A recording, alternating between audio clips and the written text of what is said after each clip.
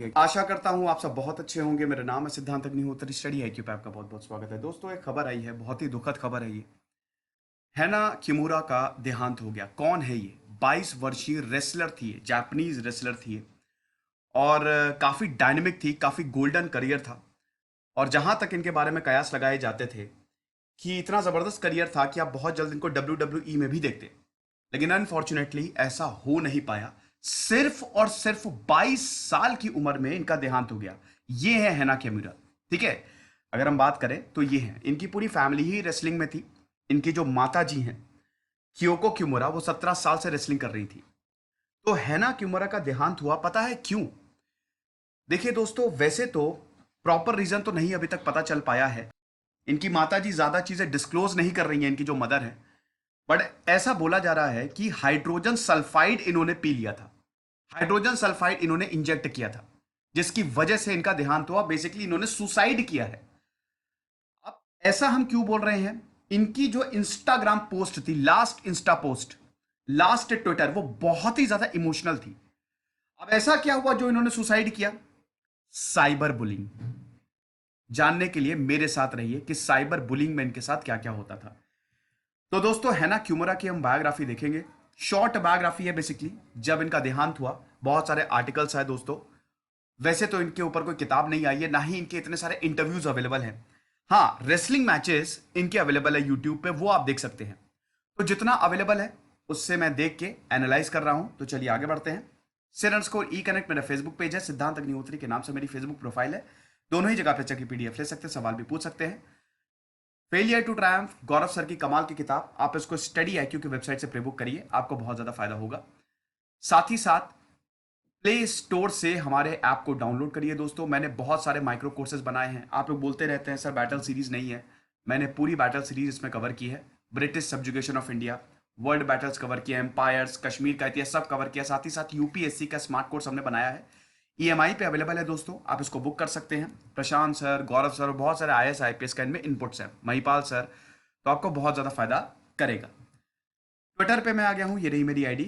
मैं यहाँ पे अपने लेक्चर्स जो हैं उनकी अपडेट्स देता रहता हूँ, साथ ही साथ आने वाले कौन से लेक्चर्स होंगे वो भी बताता रहता हूँ। तो आप मुझे ट्विटर पे फॉलो कर सकते हैं। तो हैना किमुरा कौन थी? 3 सितंबर 1997 को इनका जन्म हुआ था। जापानीज फीमेल रेसलर थी ये। जापान आपको पता ही है, आइलैंड है। 4 छोटे छोटे आइलैंड से बना है जापान। 1945 में जापान में न्यूक्लियर अटैक हुआ था, वो मैंने पूरा कवर किया है, पूरा स्टोरी वो जो है वो कवर की है। तो जापान से आती है, जापान से योकोहामा से आती है ये, समझ रहे हैं? अब इनकी जो माता जी है वो 17 साल से रेसलिंग कर रही थी। हैना किमुरा भी उनको देखते देखते रेसलिंग करने लगी। जहां तक है दोस्तों, बट मैं कह नहीं सकता कि इन्होंने, ये सिंगल मदर रही है जो इनकी माता है। हैना किमुरा को इन्होंने खुद से पाला है।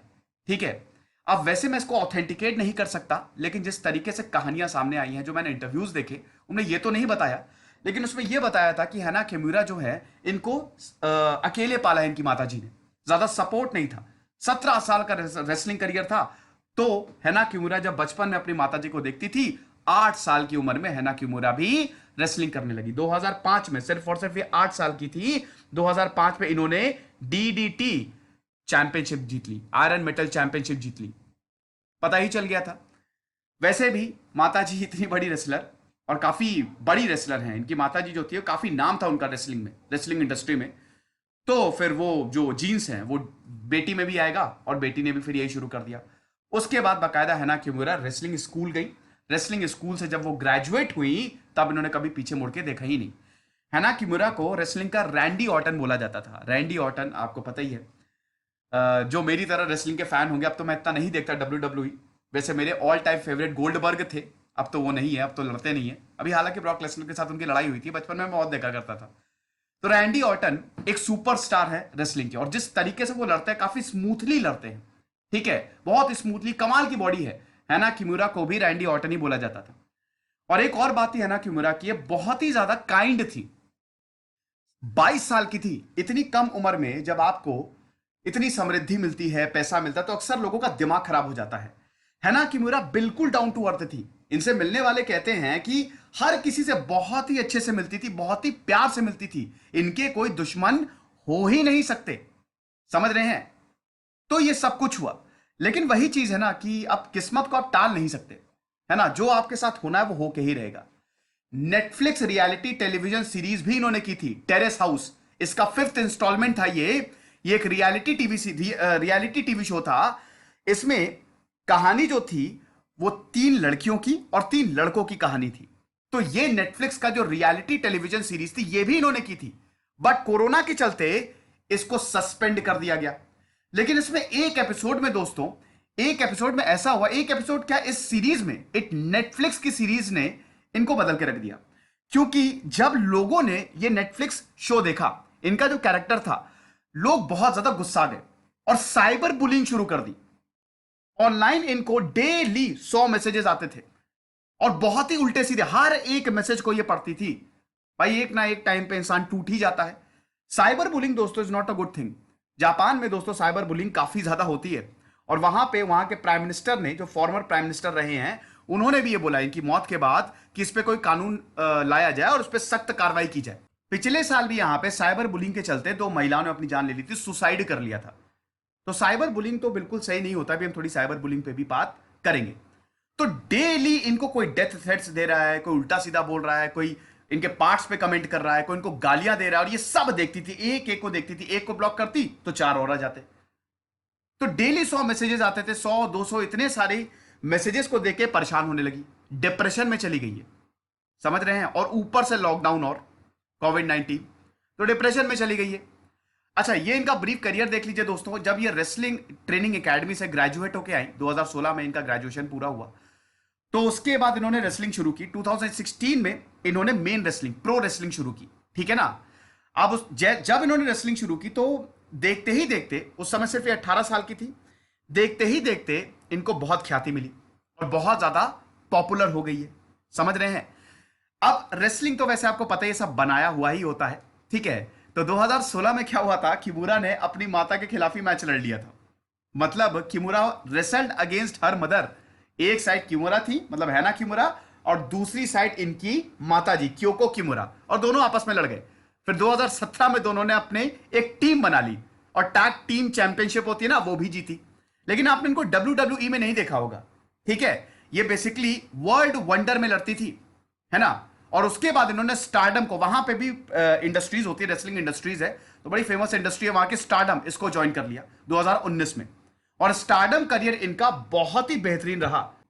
इनका करियर इतना अच्छा था दोस्तों कि 2019 में इनको winner of fighting spirit award मिला, ठीक है।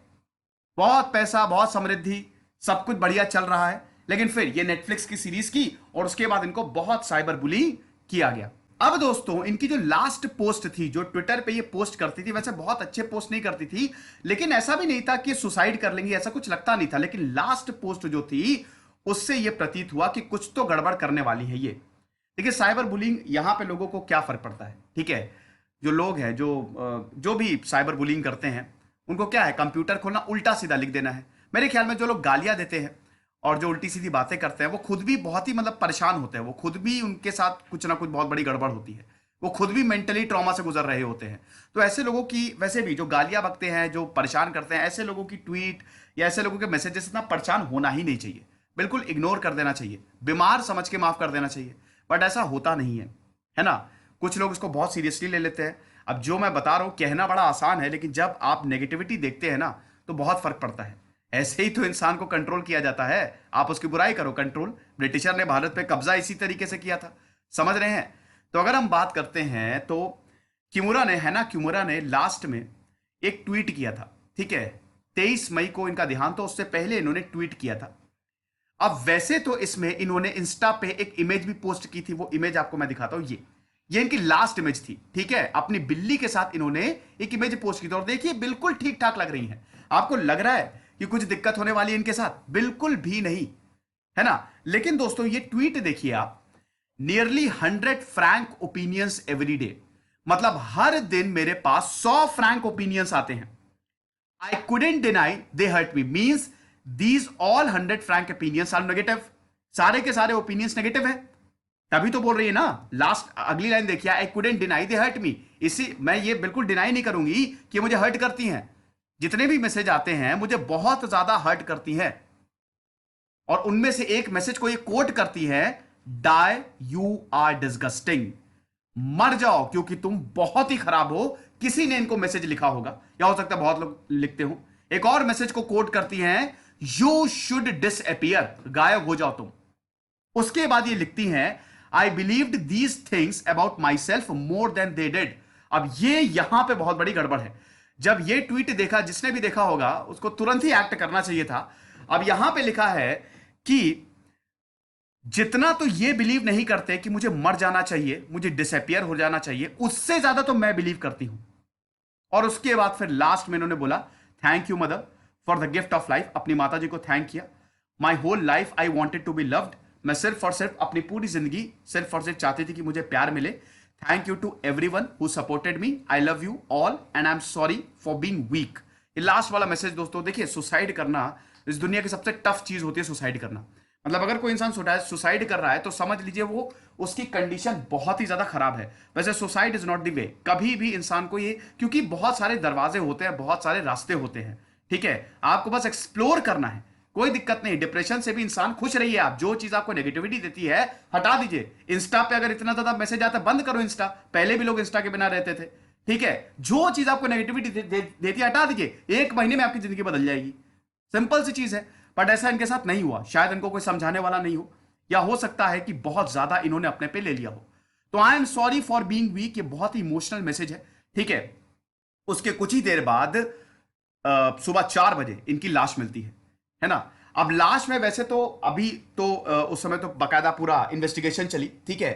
कैसे हुआ, कैसे मृत्यु हुई इनकी, ये तो डिस्क्लोज नहीं, लेकिन यही बताया जा रहा है। इनके माता जी ने ज्यादा इंफॉर्मेशन तो नहीं दी है, लेकिन यही बताया जा रहा है इन्होंने सुसाइड किया, ठीक है। हाइड्रोजन सल्फाइड इन्होंने ले लिया। स्पोर्ट्स कीड़ा नाम की एक वेबसाइट है, वहां पे ये लिखा हुआ था कि हाइड्रोजन सल्फाइड इन्होंने लिया है। समझ रहे हैं। तो अब हम ये देखते हैं कि लास्ट इंस्टा इनकी पोस्ट क्या थी। Goodbye, I love you, have fun and live a long time, I am sorry. अब जब रेसलिंग इंडस्ट्री को यह पता चला कि इनकी मौत हो गई है, तो पूरी की पूरी रेसलिंग इंडस्ट्री दुख में आ गई। इनफैक्ट पूरी दुनिया दुखी हो गई, क्योंकि बहुत लोगों की फेवरेट थी, लोग इनके फैंस थे। मैंने बताने का गोल्डन करियर था, लाखों करोड़ों रुपए थे इनके बैंक अकाउंट में। क्या दिक्कत थी, मतलब क्या सुसाइड करने की क्या जरूरत थी। अब तो मूवीज में भी आ गई थी, नेटफ्लिक्स में आ गई थी। बहुत जल्द इनको, इन्होंने और भी शोज किए हैं, बहुत जल्द इनको शायद हॉलीवुड में भी काम मिल जाता है ना। भाई कितने रेसलर्स हैं जो हॉलीवुड में काम करते हैं। अगर फीमेल रेसलर्स की भी बात करें, रोंडा राउसी देखिए। रोंडा राउसी ने भी, हालांकि जब इनकी मौत हुई तो उन्होंने भी अपना दुख प्रकट किया। फिर मिक फोली एक बहुत बड़े रेसलर है, ठीक है, वही जो हाथ में मोजा लेके आते हैं, है ना, याद है कि नहीं। तो उन्होंने भी ट्वीट किया। बहुत लोगों ने बोला, इनफैक्ट बहुत सारे रेसलर्स ने दुख जताया है कि ऐसा नहीं होना चाहिए। तो साइबर बुलिंग को हर किसी ने कंडेम किया है, ठीक है। तो ये चीज है। आपको भी अगर कोई ऐसे मैसेज आते हैं या आप साइबर बुली, दोस्तों बिल्कुल परेशान मत होइए, तुरंत ब्लॉक करिए ऐसे लोगों को, ठीक है, और एकदम चिल मारिए, है ना। बस यही सोचिए कि अगर कोई गाली दे रहा है या कुछ भी उल्टा सीधा बहुत बकवास कर रहा है तो बीमार इंसान है, माफ कर दीजिए बीमार समझ के। और बहुत ज्यादा हो रहा है तो हटाइए, एकदम खुश रहिए, आपकी खुशी सबसे इंपॉर्टेंट है। समझ रहे हैं। तो ये चीज है। ये लेक्चर था दोस्तों। आई होप आपको इसमें तो पसंद आने वाली कोई बात नहीं है। खुश रहिए।